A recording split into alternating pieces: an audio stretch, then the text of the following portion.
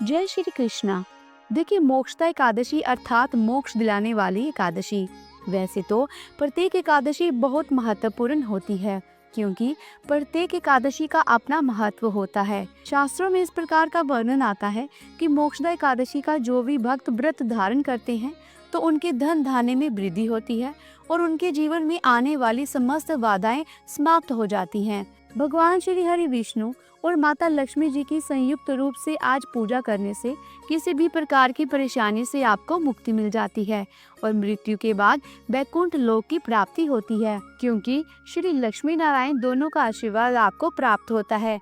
मोक्षदा एकादशी को मोना ग्यारस भी कहा जाता है, मोना एकादशी भी कहा जाता है।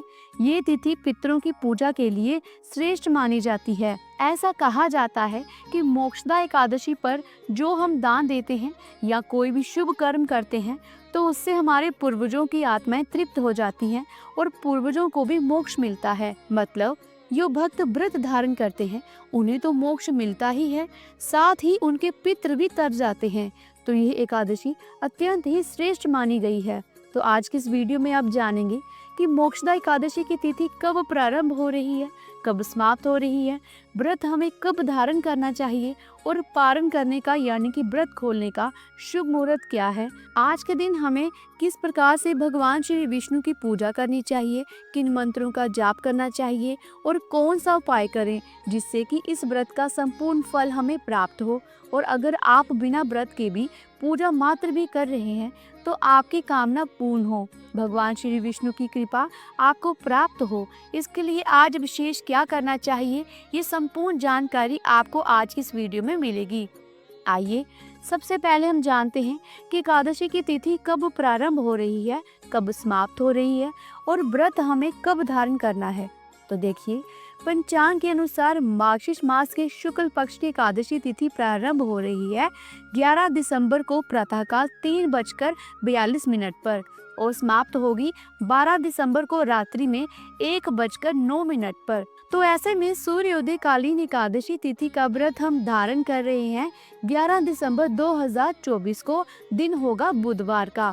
इस दिन सूर्योदय काल का समय आपको प्राप्त हो रहा है सुबह 7:02 पर। सूर्यास्त का समय होगा शाम को 5:38 पर। एकादशी के दिन ब्रह्म मुहूर्त में स्नान करना चाहिए। ब्रह्म मुहूर्त का समय आपको प्राप्त हो रहा है सुबह 5:26 से सुबह 6:14 तक। अमृत काल बहुत महत्वपूर्ण होता है।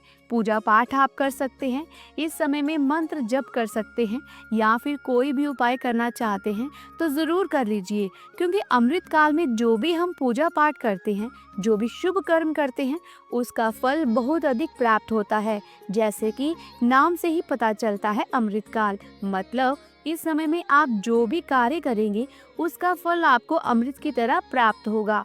तो 9:33 से मतलब 11 दिसंबर को सुबह 9:33 से सुबह 11:02 तक ये अमृत काल का समय रहेगा। और इस दिन राहु काल का समय आपको प्राप्त हो रहा है दोपहर में 12:20 से 1:49 तक। राहु काल को शुभ काल माना जाता है। इस समय में आपको कोई भी शुभ कार्य शुरू नहीं करना है, लेकिन अगर आप पहले से ही कोई कार्य कर रहे हैं तो आप बिल्कुल कर सकते हैं, कोई दिक्कत नहीं है। और जो भक्त पहली बार एकादशी का व्रत धारण करना चाहते हैं तो इस बार से व्रत प्रारंभ कर सकते हैं। मोक्षदा एकादशी के दिन ही गीता जयंती मनाई जाती है, तो 11 दिसंबर 2024 बुधवार को गीता जयंती भी है। गीता जयंती पर विशेष क्या करना होता है, देखिए, पुराणों में ऐसा वर्णन आता है कि आज के ही दिन मतलब मोक्षदा एकादशी के दिन ही भगवान श्री कृष्ण ने अर्जुन को कुरुक्षेत्र के मैदान में गीता का उपदेश दिया था, जो कि हम भगवत गीता के स्वरूप में आज पढ़ते हैं। वो भगवान श्री कृष्ण का कुरुक्षेत्र में दिया हुआ अर्जुन को गीता का ज्ञान है। तो शास्त्रों में ऐसा कहा गया है कि आज के दिन अगर हम गीता जी के दर्शन मात्र भी कर लेते हैं तो इतने मात्र से भी हमें मुक्ति मिल जाती है।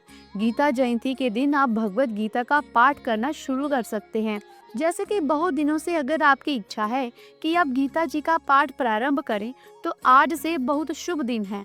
इस दिन से आप पाठ का प्रारंभ कर सकते हैं, इसे बहुत शुभ माना जाता है। इसके अलावा अगर आप पाठ नहीं कर पाते हैं तो भी ग्रंथ को अपने मंदिर पर रखिए, घर के मंदिर में।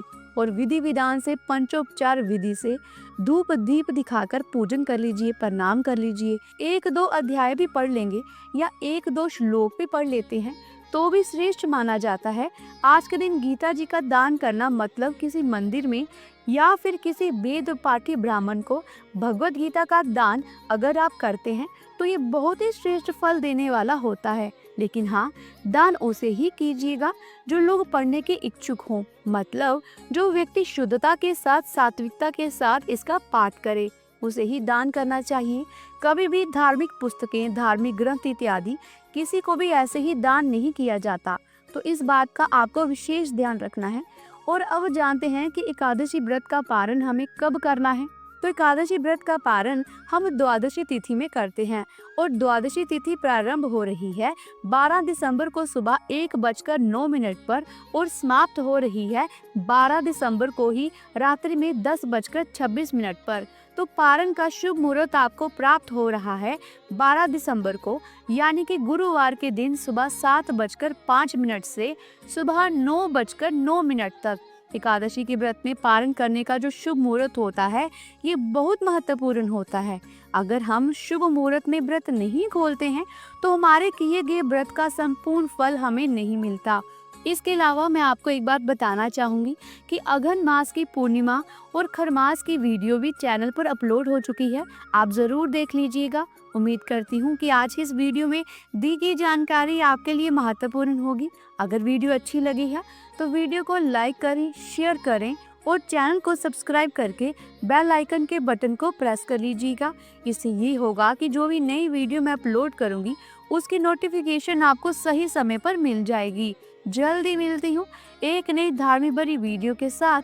तब तक के लिए राधे राधे।